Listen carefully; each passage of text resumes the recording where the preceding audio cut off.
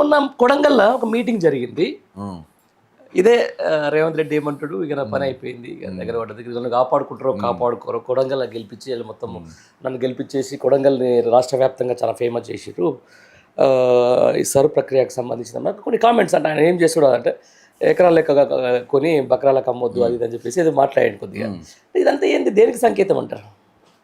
ఇవాళ బ్రదర్ వాళ్ళు ఒక్కటే సెటిల్మెంట్లు చేసుకొని దందాలు చేసుకొని ఇది చేస్తుండ్రు. ఇప్పుడు ఒక మాట బ్రదర్, ఇప్పుడు మన బండి సంజయ్ మాట్లాడడం, కిషన్ రెడ్డి మాట్లాడడం, ఇది మాట్లాడడం రంగన అంతే.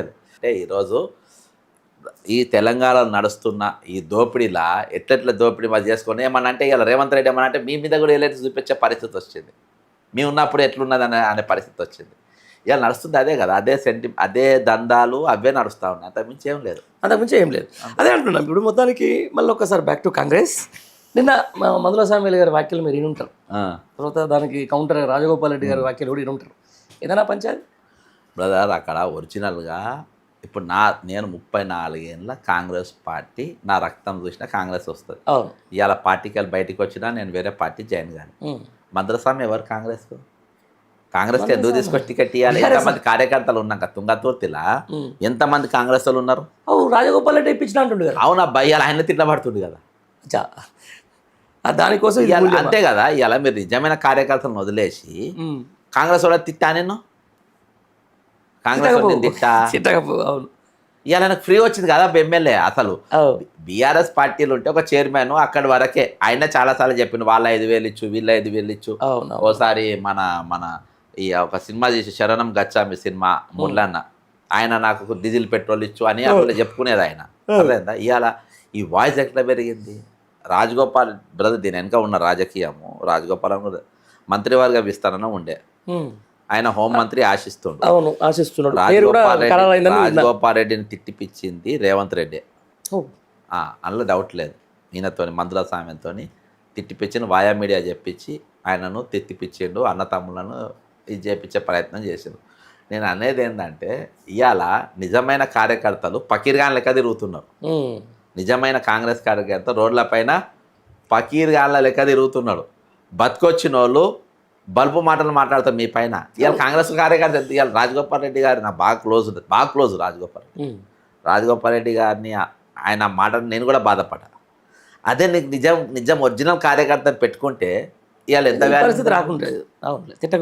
ఇవాళ పోతం శెట్టికి టికెట్ ఇప్పించింది అబ్బా, ఇవాళ పోతం శెట్టి నెత్తి మీదనే ఎక్కించుకుంటాడు. ఇవాళ నీ క్యాడర్కు నీ దగ్గర బర్రజాంగిరి ఉన్నాడు, ఆ బర్రజాంగిరి తీసుకుపోయి ఇచ్చుకునేది ఉండే టికెట్. ఎవరైనా హూయిజ్ మందుల సామ్యాల్, ఆయన కాంగ్రెస్ పార్టీకి ఏం సంబంధం? ఆయనే కాదు ఇవాళ బతికొచ్చిన వాళ్ళు అంతా, రేవంత్ రెడ్డి బతికొచ్చిన వాళ్ళే, సీతక్క బతికొచ్చిన వాళ్ళే, వేమనారాయణ రెడ్డి అంటాడు బతికొచ్చిన, కేశవరావు అనేటువంటి తీసుకొని వచ్చి ఏదో గుర్తింపు సంఘం అంట, ఉద్యమకారుల గుర్తింపు అదానికాడికే వస్తున్నా. అంతకంటే ముందు నేను మాట్లాడతా, ఇది చెప్పండి అక్కడ ఈ బంధుల సామ్యాల అంశానికి సంబంధించి పక్కా రేవంత్ రెడ్డి ఉన్నారు అంటారు. 2000% డౌట్ ఏమన్నా ఆయన కింద అవసరం, ఆయన్నే అనిపించిండు. అదే ఇప్పుడు ప్రతిపక్షాలకు సరే గట్టిగా మాట్లాడితే అద్దెకి దయాకర్కు క్యాబినెట్ హోదా, బల్మూరు వెంకట క్యాబినెట్ హోదా, రీసెంట్గా అంటే వేముల వీరేశంకి ఇవ్వాల్సిందే తప్పదు. ఎందుకంటే వేముల వీరేశం కావాలని చెప్పేసి అక్కడ కోమారెడ్డి ఫ్యామిలీస్ని కొంచెం తక్కువ చేసే క్రమంలోనే వాళ్ళని కొంచెం ఇంపార్టెన్స్ తగ్గిద్దామనే వీరేశంకు క్యాబినెట్ హోదా ఇచ్చిందని చెప్పేసి అక్కడ వాదన వినిపిస్తుంది. దీన్ని ఎట్లా చూస్తారు మీరు? బ్రదర్ ఏమన్నా రాజగోపాల్ రాజగోపాల్కు ఉన్న బలము రేవంత్ రెడ్డి బొంగు కూడా లేదు అక్కడ. రేవంత్ రెడ్డి రేపు హిందూపూర్కో అక్కడికో పోవాల్సిందే. ఆడ ఇలా తెలంగాణ గెలిచే పరిస్థితి లేదు. కుప్పం కన్నా హిందూపూర్ కన్నా పోవాలి. ఈడ సినిమా లేదు ఇక్కడ.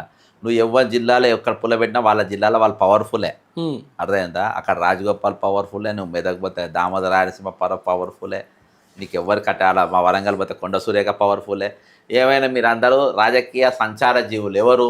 నీ కడియం శ్రీహరి, నువ్వు టీడీపీకి వెళ్ళి బతికొచ్చిన బ్యాచ్ అంతా నెత్తి మీద సంచులు పెట్టుకొని ఏ పార్టీ పచ్చగుంటే ఆ పార్టీలో పోవాలి, ఆ పార్టీలో అగ్గి పెట్టాలి, దాన్ని వాడక దొబ్బాలి, దాన్ని ఎండగొట్టాలి, దాటాలి. అది మీ దుకాణం, అది అర్థమైందా? కానీ ఇవాళ ఒరిజినల్ కార్యకర్తలు బ్రదర్ ఏది ఏమైనప్పటికీ డాక్టర్ రాజా అనేటోడు త్యాగం చేసిండు. 2009లో ఎమ్మెల్యే గెలిచి ఎమ్మెల్యే రాజీనామా చేసి నీ పార్టీకి వచ్చిండు. సిట్టింగ్ పసుపు దయాకర్ అంటారు, సిట్టింగ్ ఎంపీ.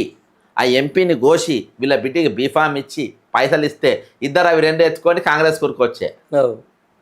ఇలా సేమ్ అదే పందా కాంగ్రెస్ పార్టీ చేస్తుంది. అసలు చంపుకున్నది. నేను రేవంత్ రెడ్డి తప్పన ఈ బతికొచ్చే కళ్యాణ్ శ్రీగారు బీజేపీ పోతారు సంచులు. మరి సంచులు రెడీగా ఉంటాయి ఎప్పుడు, ట్రంక్ పెట్టెలు సంచులు. నీవు వాళ్ళ బిడ్డ కనబడ్డదా ఇప్పుడు?